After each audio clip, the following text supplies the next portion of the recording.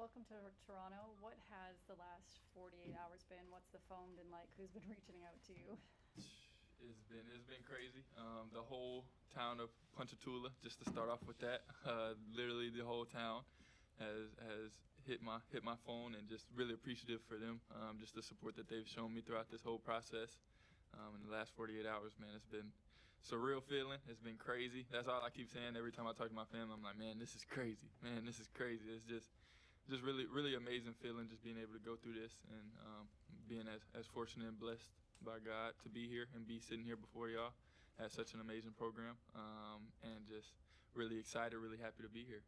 Lindsay, I apologize. I just realized Alan doesn't know you guys, so if you could just introduce yourselves and where you're from, that would be great. Lindsay, The Nation Network. Nice to meet you. Nice to meet you too. Alan Doug Smith of the Toronto Star.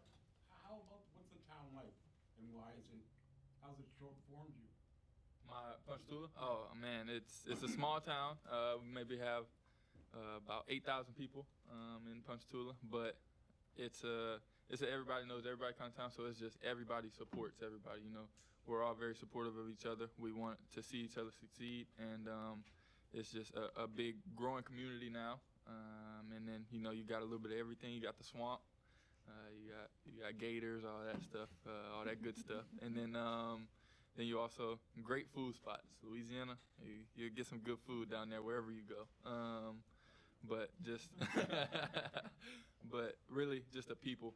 You're gonna meet a whole bunch of nice people that are just caring. No matter if you're a stranger, no matter if they know you, they're gonna act like you've been in their household for 50 years. And that was your support you felt from them as you were growing up and started on this path? Yes, sir, for sure. Growing up, for me, it was definitely, I had my brother and my dad and my whole family. You know, my brother, he played at LSU, sister played at Auburn. So the town supported them. And then just watching me, they always was telling me, yeah, you next up, you're going to be the one, go all the way, you're going to be the one to make it. And look at me now. Alan, Josh Lewinberg with TSN, congratulations and welcome. Your path to becoming an NBA level prospect and obviously a first round pick was pretty unconventional. At what point did it start to feel real? Not just something that was a goal or a dream, but something that you felt was actually attainable? Definitely, I say this season for sure. Just the back half, conference play. I say a switch flipped in my mind, like just being willing to go out there and showcase what I can do, and just really like that's when it really felt real. I say the first time was after Gonzaga. When I played Gonzaga at Gonzaga, after that game I was like, I know, all right, I'm going to get it this year. Not next year, not the next, but I'm going to get it this year. And that was, like I said, that's when that the switch flipped in my head. And really thankful towards my brother. He was a big part of that.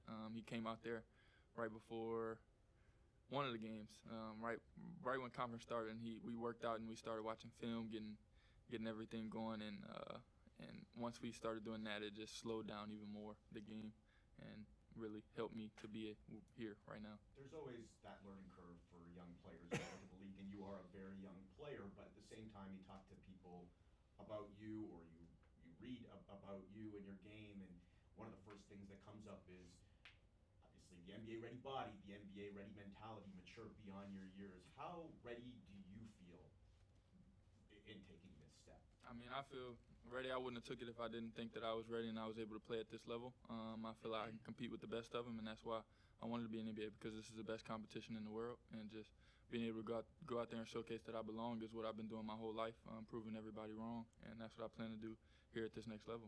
Alan, S here, Raptors Republic, welcome to Toronto. You, the other day, were talking about how you had a funny story about your growth spurt. I'm curious what this funny story is.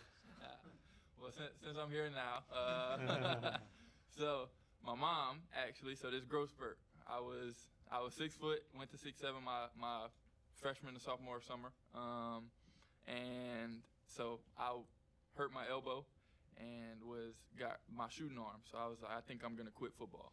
I love football. Growing up in Louisiana, you kind of have to play football. You gotta love it. So that was my first love. I love football. I played quarterback and wide receiver. And when I got hurt, I was like, look, Mom, I'm gonna quit. Like my brother played at LSU, my sister played at Auburn.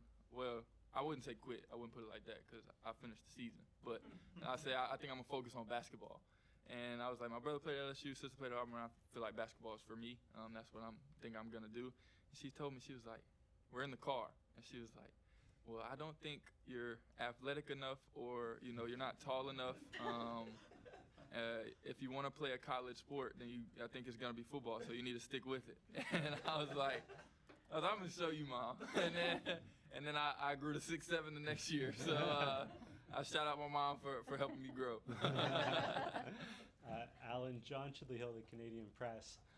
We saw the behind-the-scenes video of Bobby Webster calling you, congratulating you. What's it been like getting to know the front office, head coach Darko Rajakovic, and being, I know it's only been like 48 hours, but being introduced to your first NBA team? Yeah, it's been amazing. I mean, just getting the connections, just meeting them. They've been amazing throughout this whole process. Even when I came up for my workout, it was just amazing getting to meet them. Coach Darko he's very involved, which I love. Like just here today, he was here at the workout. When I was here, he was watching his players being at their workouts. Just being able to see how involved he is with this team has been amazing, and just a testament to the culture that they've built here. And just the front office, can't thank them enough. They took a chance on me, so I have no bad things to say, and I will never have any bad things to say about them, because they took a chance on me and made me a Toronto Raptor. Have they spoken to you about what the expectations might be for you in the summer, and like what you need to do to prepare for the upcoming season? Obviously, just summer workouts, just getting ready for those, getting ready for summer league, taking it one step at a time. So just really focusing on being where my feet are right now. I feel like that's been the biggest thing that they've been telling me. One of the other things we've heard is that you're an analytics dream. What do you think? What's that mean to you? Yeah, I've heard I've been the analytics darling of this class. I don't really take it as nothing. Obviously, it's a title, but that's how I play the game. I feel like that's just what I do on the court. I don't look into the analytics side of it, never have, that's just the way I play basketball. I guess it's good on the analytics chart. So I just want to impact winning. That's all I care about doing, and that's what I plan to do here in Toronto, and just making sure that I'm making the winning plays, whether that's diving on the floor, whether that's going to get the loose ball, going to making a shot, whatever it may be. I just want to win. Alan, Eric Corrine from The Athletic, congratulations. Obviously, getting accustomed to the NBA in all the ways you have to do that is a full-time job, but simply from like a skill off-season work standpoint, is there anything you feel you either need to add or to refine to really be ready to come in and be as good as you can be in year one? For sure. I feel like right now the focus is just really getting my defensive ability, being able to switch, being able to guard. I feel like that's how I'm going to stay in the league. That's how I'm going to, keep getting contracts and everything like that. Just making sure that I'm being able to switch and on the defensive side of the ball, working on foot speed, all of that stuff. And then being a consistent shooter, I feel like that's what I can bring, shooting ability here. And then just my feel for the game on offense and being a connector piece, not needing the ball in my hands. But just keep working all around game. Really just want to work on everything, but I feel like the main focus would probably be the defensive aspect of it. Alan, Michael Grange from Sportsnet. Just some of those comments you just made there. A lot of guys, where did that maybe self-awareness come from? Generally, guys who get drafted in the first round are primary ball handling, scoring guys for most of their career. Your guy came off the bench in college, etc. So where's this idea of kind of learning how to fit in versus some guys have to learn it slower than others, I guess?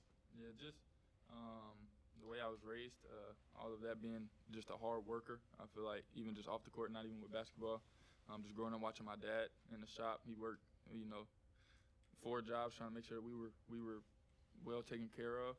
So just watching him, how hard he worked in life, and then on basketball end, it just transferred over to the court. He drops a bus. Then he was in the mechanic shop all day, and then runs a ministry at night. So just watching how hard he worked, it just inspired me to go out there and work as hard on the court, because I feel like this is my job now. So I got to take my job as serious as he does, and just work at it each and every day, perfect my craft, and just that mentality is transferred over to the court, and just how hard I want to play, and whether that be scoring a lot of points, whether it be going to get a rebound, no matter what it may be, I just want to help win and just work hard at whatever I'm doing. Alan, Marley Dickinson, Blog TO Daily Hive. Is this your first time to Canada? What do you think of the city so far, and what's experience? This is not my first time in the city. I came for the workout. But this will be my first time in the city for an extended period of time. But the city is amazing. Even when I came on my workout, I was just walking around with my little meta glasses on, just recording the city, sending it to my family. Like, man, this is beautiful. Just the scenery here. I love being from Louisiana, you see a lot of green, a lot of trees. So love that it's still that in the big city. Still get a little bit of both. And then just really like the big city life, like adjusting to it. I feel like that's pretty cool. One thing that I'm most excited for is being able to be in a big city, being able to adjust to that, and all the fans and everything. Just has a whole country behind us. That's one thing that's important because, like I said, Louisiana is kind of the same. How I grew up, the whole state was kind of behind me, and now the whole country. I get to say a whole country's behind us up here in Toronto. Yeah, Alan, Ryan Wolstead, Toronto Sun. Speaking of Canada, obviously there's the Steve Nash connection with Santa Clara. I'm just curious about your interactions with him, if you've heard from him or just past interactions with him. Yep, just obviously he's from Santa Clara. Had a great career in the NBA, and just he was big in our season this year. Just all the encouragement he provided us. He always constantly made us videos, constantly reached out to us, and then just seeing him. I think I saw him my redshirt year. He came to a game. He came to the Stanford game. And just his support and the alumni that Santa Clara has built has been amazing. The connections that they've built, Jalen reached out, Brandon reached out, just all of those, having those guys that already been here and, can learn from them and grow from them, get any little tips and tricks that I can. Alan, hey, I'm Will. I run a Hello Welcome podcast. What's it like growing up with two very accomplished older siblings in sports? And did they ever let you win? Did you ever beat them? Have you beat them in one-on-ones? Just walk us through that. You want to say? You ever let me win? No, definitely not.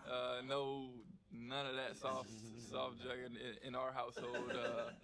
We had to earn everything, especially being the youngest. The youngest, just growing up watching them, that's the one thing, I'm really appreciative to them. They were very open about their journeys, the mistakes, the accomplishments, everything. They didn't hold back, and that's why I feel like I'm in this position, because I was able to learn and grow from them, and they were willing to pour into me. But definitely a very competitive household. Didn't let me win at all. I had to earn everything. We were competing to see who could put the seatbelt on first, who could do whatever, whether racing, anything. We were always competing, and I feel like that's where I get my competitive nature from, and obviously the feel for the game, because of being able to grow up around it at a high level, and two very accomplished siblings, and then even my sister-in-law, Rachel, his wife, she's 7-time All-American in track, national champion, very accomplished family. So just being able to learn and grow from them. She trained us. I had to do LSU's boot camps when I was in 8th grade. Over there, she's talking about we were supposed to get a minute break. She already saying 10 seconds on the line, man. But yeah, just growing up around that and being able to experience that and just be able to, it helped me get to where I am now. So along that line, does it feel like you're here on behalf of the whole family? Oh yeah. It's like a collective dream that you realized. Oh yeah, for sure. I'm definitely carrying, my whole family's legacy, and just really, bringing them along this process with me. I wouldn't be here if it wasn't for them and God, and even the whole town of Ponchatoula, just really being the first round pick from Ponchatoula, just really trying to carry on that legacy and make sure that they know they can do it too, and just be an inspiration to them. Great. Thanks very much, everybody. Thank y'all. Welcome.